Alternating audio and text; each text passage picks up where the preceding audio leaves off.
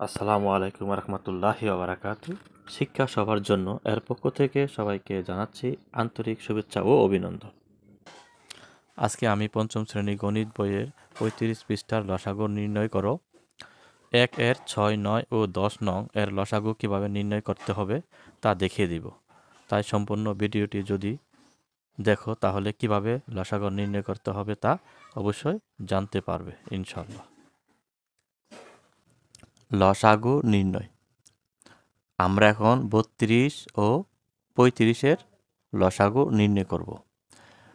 ৩৫-এর আমরা যদি মৌলিক উৎপাদক বের করি তাহলে ৫ গুণ ৭, তাহলে ৩৫-এর মৌলিক উৎপাদক হচ্ছে এটা। আমরা ৩৫-কে যদি মৌলিক উৎপাদকে বিশ্লেষণ করি এটা পাবো। আর যদি ৩২-কে মৌলিক উৎপাদকে বিশ্লেষণ করি তাহলে প্রথমে আমরা ৩২-এ এই যে ২ দিয়া ভাগ করি, ১৬ দোকানে ৩২, আবার ১৬-র গুণনীয়ক আছে, ১৬-র আবার মৌলিক গুণনীয়ক আছে ২, ২ দিয়ে আবার ১৬ করলে ৮ দোকানে ১৬, ৮-এর আবার মৌলিক গুণনীয়ক আছে ৪ দোকানে ৮, ৪-এর আবার মৌলিক গুণনীয়ক আছে ২ আর ২ ৪। তাহলে এখন আমরা ৩২-এর মৌলিক গুণনীয়ক পাইলাম ২ গুণ ২ গুণ ২ গুণ ২ গুণ ২, অর্থাৎ ২ একে ২, ২ দোকানে ৪, ৪ দোকানে ৮, ৮ দোকানে ১৬, ১৬ দোকানে ৩২। এখন আমরা মৌলিক গুণনীয়কগুলো পাইলাম। ৩৫-এর গুণনীয়ক ১, ৫, ৭, ৩৫ এবং ৩২-এর গুণনীয়ক ১, ২, ৪, ৮, ১৬ ও ৩২। এখানে ৩২ এবং ৩৫-এর গুণনীয়কগুলোর মধ্যে ৩৫-এর সাথে ৩২-এর একটা গুণনীয়কের কোনো মিল নাই। এখানে ২ আছে, এখানে ২ নাই, এখানে ৫ আছে, এখানে ৫ নাই, এখানে ৪ আছে, এখানে ৪ নাই, এখানে ৮ আছে, এখানে ৮ নাই, এখানে ৭ আছে, এখানে ৭ নাই, এখানে ১৬ আছে, এখানে ১৬ নাই। তাহলে একটা গুণনীয়কের কোনো ৩২-এর সাথে মিল নাই।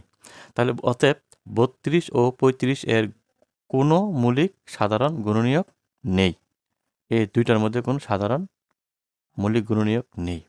তাই ৩২ ও ৩৫-এর লসাগু হবে ৩২ ও ৩৫-এর গুণফল। সুতরাং ৩২ ও ৩৫-এর লসাগু ৩২ গুণ ৩৫ সমান ১১২০। তাহলে উত্তর হবে ১১২০। তাহলে আমরা জানলাম যে যদি দুইটা সংখ্যার মধ্যে কোনো গুণনীয়কের মিল না থাকে, অর্থাৎ সাধারণ গুণনীয়ক না থাকে, তাহলে সংখ্যা দুটির গুণফলকেই আমরা লসাগু হিসেবে নির্ণয় করব। আমরা এখন ৯ নম্বরে ১৪, ২১ ও ১৮-এর লসাগু নির্ণয় করব। তাহলে প্রথমে আমরা সংখ্যাটাকে এভাবে বসাবো, তারপর এই তিনটা সংখ্যাকে ভাগ করা যায় এমন একটি মৌলিক সংখ্যা নির্বাচন করব। আমাদের সবচেয়ে ছোট মৌলিক সংখ্যা হচ্ছে ২। আমরা ২ দিয়ে কয়টা সংখ্যাকে করতে পারি দেখি। এখানে একটা এবং দুইটা সংখ্যাকে আমরা ভাগ করতে পারি। তাহলে প্রথমে আমরা যেহেতু দুইটা সংখ্যাকে ভাগ করতে পারি, আমরা ২ দিয়েই প্রথমে ভাগ দিব। তাহলে ২ দিয়ে ১৪কে ভাগ দিলে ৭ হয় এবং ২ দিয়ে ২১কে ভাগ যায় না, ২১ নিচে বসিয়ে দিলাম এবং ২ দিয়ে ১৮কে ভাগ করলে ৯। এখন আমরা এই ৭, ২১ এবং ৯ তিনটা সংখ্যাকে ভাগ যায় এমন একটি সংখ্যা নেব ৩। তাহলে সংখ্যাটি হচ্ছে ৩। ৩ দিয়ে ৭কে ভাগ করা যায় না, তাহলে কি করব? ৭ নিচে বসিয়ে দিব। তাহলে ২১কে ৭ দিয়ে ভাগ করা যায়, ৩ ৭ ২১ এবং ৯কেও ৩ দিয়ে ভাগ করা যায়, ৩ ৩ ৯। তাহলে এখন আমাদের আছে ৭, ৭ এবং ৩। এই তিনটা সংখ্যাকে ভাগ করা যায়। তিনটা সংখ্যা হচ্ছে দুইটা সংখ্যা দিয়ে ভাগ করা যায় আর একটাকে ভাগ করা যায় না। তাহলে যদি আমরা ৭ দিয়ে ভাগ করি তাহলে ৭ একটি মৌলিক সংখ্যা। তাহলে ৭ দিয়ে ভাগ করলে ৭কে ১ এবং ৭কে ৭ দিয়ে ভাগ করলে ১। এখানে ৩ আছে, ৩কে ভাগ করা যায় না, ৩ নিচে বসিয়ে দিলাম।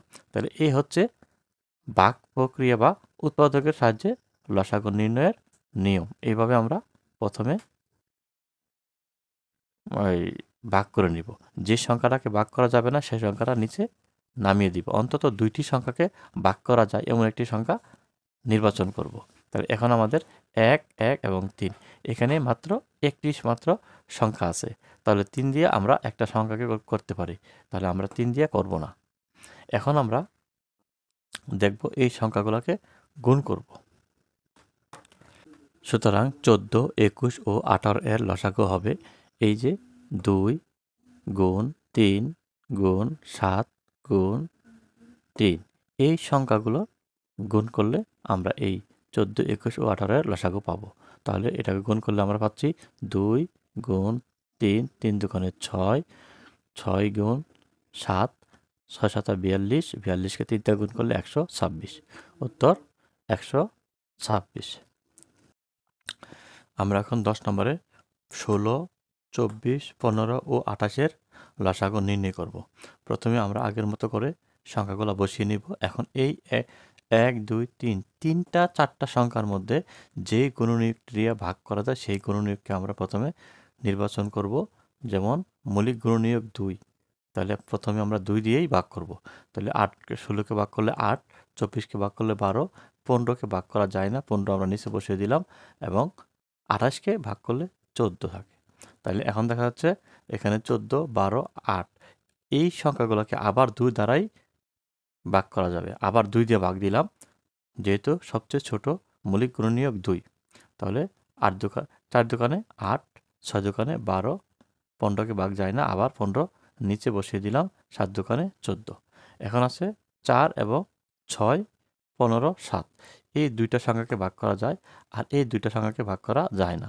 তাহলে আমরা যেহেতু দুইটা সংখ্যাকে ভাগ করা যায়, তাহলে আমরা 2 দিয়ে আবার ভাগ করব। 2 দিয়ে ভাগ করলে 2 দোকানে 4, 3 দোকানে 6, 15 ভাগ যায় না, নিচে বসিয়ে দিলাম, 7 ভাগ যায় না, নিচে বসিয়ে দিলাম। এখন এই 4টা সংখ্যার মধ্যে শুধু 1 2 দুইটা সংখ্যাকে 3 দিয়ে ভাগ যায়, আরগুলোকে ভাগ যায় না। তাহলে দুইটা সংখ্যাকে ভাগ যায় এমন একটা সংখ্যা নির্ণয় করে অন্তত আমরা ভাগ করতে পারবো, যেহেতু দুইটা সংখ্যা ভাগ করা যায়। তাহলে 3 দিয়ে দুইটা সংখ্যা ভাগ করা যায়। যেমন এখানে 2 ভাগ করা যায় না, নিচে বসিয়ে দিলাম। 3 ভাগ করা যায়, 3 একে 3, 3 5 15, 7কে ভাগ করা যায় না, 7 নিচে বসিয়ে দিলাম। যদি যতক্ষণ পর্যন্ত দুইটা সংখ্যা ভাগ করা যায় ততক্ষণ পর্যন্ত আমরা ভাগ করব। যদি আর কোনো দুইটা সংখ্যাও ভাগ না যায় তাহলে আমরা ভাগ করা বন্ধ করে দিব। তাহলে এখন এই যে 2 দিয়ে করলে একটা, 5 দিয়ে করলে একটা এবং 7 দিয়ে ভাগ করলে একটা। তাহলে দুইটা সংখ্যাকে ভাগ করা যায় না। তাহলে আমাদের এই যে ভাগের কাজটা শেষ। এখন আমরা এই সংখ্যাগুলোকে গুণ করব। তাহলে 15, 24, 16, 15, 16, 24, 15 ও 28 এর লসাগু। তাহলে এই যে সংখ্যা আমরা পাইলাম 2, এই যে 2, তাহলে 2 2 2 2 এই সবগুলা গুণনীয়ককে এখন আমরা গুণ করব। তাহলে এখানে পাইলাম কত? এই একটা 2, তারপরে এই যে 2টা 2, এই একটা 3টা, এই যে 3 বসাইলাম, তারপরে এই যে একটা 2 পাইলাম 4টা, এই 5, এই হইলো 7।